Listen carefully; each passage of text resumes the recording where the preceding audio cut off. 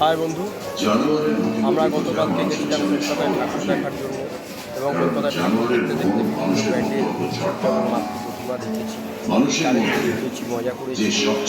তার মধ্যেই আমাদের একটা প্যান্ডেলে আমরা গেছিলাম, আমরা ভিডিও করলাম।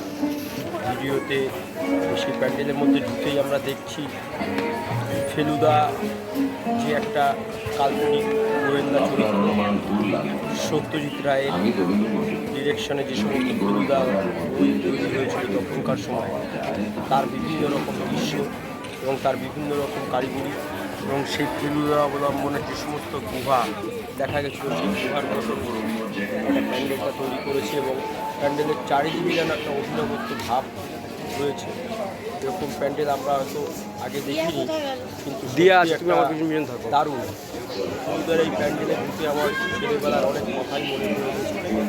যেখানে ফেলুদার গল্প, ফেলুদাতে একটা না, ফেলুদার কয়েকটা বই ফেলুদা তৈরি হয়েছিল।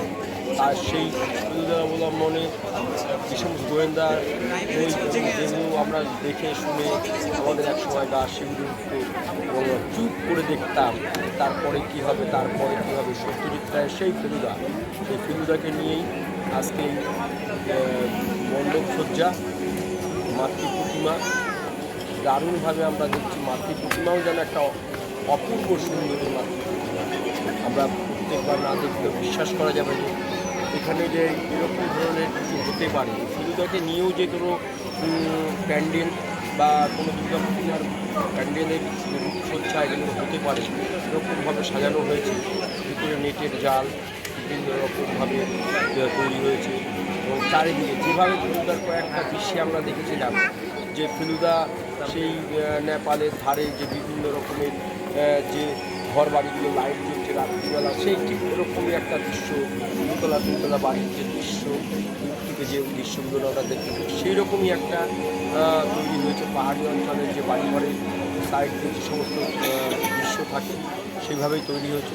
ফেলুদার প্রতিটি দৃশ্য এবং গোয়েন্দা ফেলুদার প্রতিটি চরিত্রের যে রূপসজ্জা প্যান্ডেলের মধ্যে হতে পারে, সেটা না দেখলে বিশ্বাস করা যাবে।